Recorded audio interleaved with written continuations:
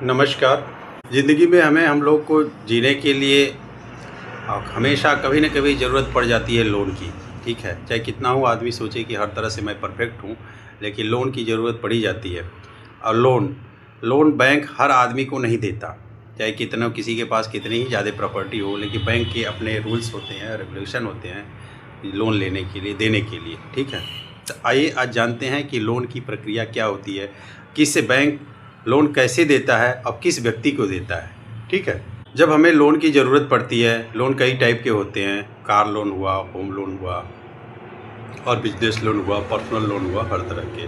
ज़्यादातर है जो हमें प्रॉपर्टी पे जो लोन मिलता है, लेते हैं, उस पर ब्याज दर सबसे कम होती है, ठीक है।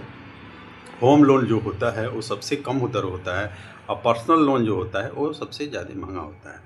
तो जिसमें सबसे कम लोन जैसे होम लोन वगैरह है, तो होम लोन जो है कम जिस पे ब्याज दर होता है, तो उस पे बैंक देने में बहुत से ज़्यादा पेपर मांगता है, वेरिफिकेशन करता है। कई तरह की वेरिफिकेशन करने के बाद ही होम लोन देता है। कई बार वेरिफिकेशन सब कुछ ओके होने के बाद भी बैंक लोन नहीं देता, ठीक है। तो आइए जानते हैं बैंक क्यों लोन पेपर वेरिफिकेशन होने के बाद भी लोन क्यों नहीं देता, इस कारण को समझते हैं, ठीक है।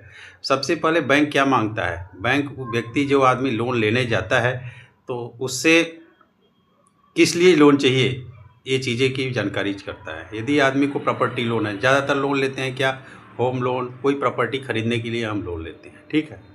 तो प्रॉपर्टी जब खरीदने के लिए लोन लेते हैं तो बैंक सबसे पहले प्रॉपर्टी की वैल्यू कितनी वैल्यू है, ठीक है, आपको लोन कितना चाहिए। तो लोन जितना जिस अमाउंट का लोन चाहिए, तो दूसरा सवाल यही होता है कि आपकी इनकम के स्रोत क्या है। प्रॉपर्टी आपके पास 1 करोड़ की ही क्यों ना हो, लेकिन लोन बैंक नहीं देगा जब तक कि आपके इनकम का स्रोत नहीं पता करेगा। यदि आपकी इनकम जितनी इनकम आपकी होगी, ठीक है, आप बताएंगे रेंट आता है चाहे वगैरह वगैरह जो भी चीज़ें आती हैं, ठीक है, वो सारे को पता करता है। उसके बाद मांगता है आपको ITR मांगता है 3 साल का, ठीक है। 3 साल ITR में ये दिखता है, यदि आप सरकारी गवर्नमेंट के कर्मचारी हैं, सरकारी कर्मचारी हैं, तो उनका होम लोन हो चाहे उनका कोई भी लोन हो, यदि सरकारी कर्मचारी हैं तो यदि उनका सिविल वगैरह सब सही है, ठीक है, तो उनका लोन एकदम आसानी से पास हो जाता है, ठीक है। यदि सरकारी कर्मचारी नहीं है और अदर बिजनेस वगैरह है तो उनका ITR मांगा जाता है। ITR में उनका देखा जाता है 3 साल में कि उन्होंने क्या किया है, ठीक है। और 3 साल का बैंक अपना हिसाब से निकालता है। उनका निकालने के बाद जिनका उनके लोन को ये देखता है, यदि सैलरी इनकम महीने की जो भी आती है, ठीक है, महीने की यदि सैलरी उनका जितना बनता है उसका 60 गुना, यदि महीने की 1 लाख की सैलरी आती है, ठीक है, तो उसका 60 गुना, 60 लाख तक का लोन, 50 से 60 लाख का तक का होम लोन बन जाता है, ठीक है। तो ये तो गवर्नमेंट वाली बात की। प्राइवेट में भी वही चीज़ देखी जाती है, लेकिन प्राइवेट में वेरिफिकेशन थोड़ा सा और टाइट हो जाता है। सारे वेरिफिकेशन होने के बाद भी बैंक एक चीज़ ज़रूर देखता है कि क्या आपके खर्चे इतने ज़्यादा तो नहीं है कि आप चुका नहीं पाएंगे लोन। यदि बैंक को ये लगता है कि आप लोन नहीं चुका पाएंगे तो बैंक आपको लोन नहीं देगा, सब कंप्लीट होने के बाद। उसके बाद बैंक ये भी देखता है आपने पहले से यदि लोन ले रखा है, ठीक है, और यदि लोन लेने के बाद उसकी EMI वगैरह टाइम से नहीं देते हैं, आपका सिविल डाउन है, तो भी आपको लोन देने में आनाकानी बैंक करेगा, ठीक है। यदि किसी बैंक पे लोन लेके सेटलमेंट वगैरह कराए हैं तो भी आपको लोन नहीं मिल पाएगा। और लोन यदि आप बड़े अमाउंट का लेते हैं, छोटे अमाउंट का लेते हैं तो उसकी जो है 5 साल तक के लोन जो लेते हैं तो वो तो ठीक है, लेकिन जो बड़े अमाउंट के जो लोन लेंगे 15 लाख, 20 लाख, 25 लाख, 50 लाख, इस तरह के लोन लेते हैं, उसके टर्म होते हैं वो लंबे हो जाते हैं, ठीक है। जैसे कि आपके जो आती है आपकी सैलरी वगैरह आती है, तो बैंक ये भी देखता है कि आपके खर्चे कितने हैं। यदि आपके खर्चे देने के बाद जो लोन की EMI है उस हिसाब से बांधी जाती है, ठीक है। आप यदि कहीं जिस टाइप के भी खर्चे हैं जो, तो उसमें EMI बांधी जाती है, तो पता लगता है बैंक को कि आप EMI दे पाएंगे कि नहीं दे पाएंगे। यदि नहीं दे पाएंगे तो सारे कंप्लीट होने के बाद भी बैंक लोन आपको नहीं देगा, ठीक है।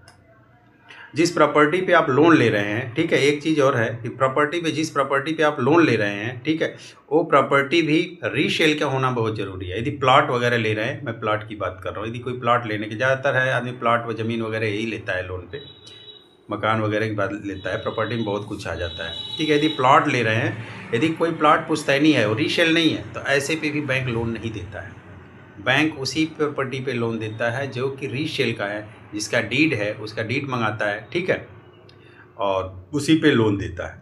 ठीक, आपकी सैलरी का अमाउंट और वहाँ फिजिकल वेरिफिकेशन भी होता है, आपके जहाँ रहते हैं उसका वेरिफिकेशन होता है, जहाँ पे आप ड्यूटी करते हैं उसका वेरिफिकेशन होता है, ठीक है।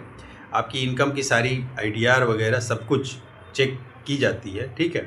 सिविल वगैरह सारी चीज़ें देखी जाती है, सब कंप्लीट होगा उसके बाद ही बैंक आपको लोन देगा। सिविल स्कोर से बैंक को पता चल जाता है कि आपके क्रेडिट का पता लगता है। सिविल देखने का मतलब बैंक का यही फंडा होता है कि सिविल देखने से आपके क्रेडिट का पता चलता है कि आप किस कैटेगरी के हैं। बैंक का पैसा लौटाने में आप कितना टाइम लगाते हैं, कहीं ऐसा तो नहीं बैंक के पैसा लौटाने में आप सजग हैं या लापरवाह हैं, ठीक है।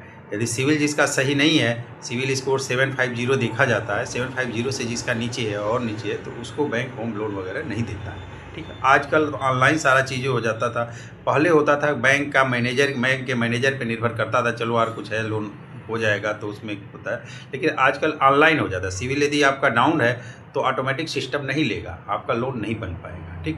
पर्सनल लोन है, ये महंगे ब्याज दर पे होते हैं, ये हो जाते हैं।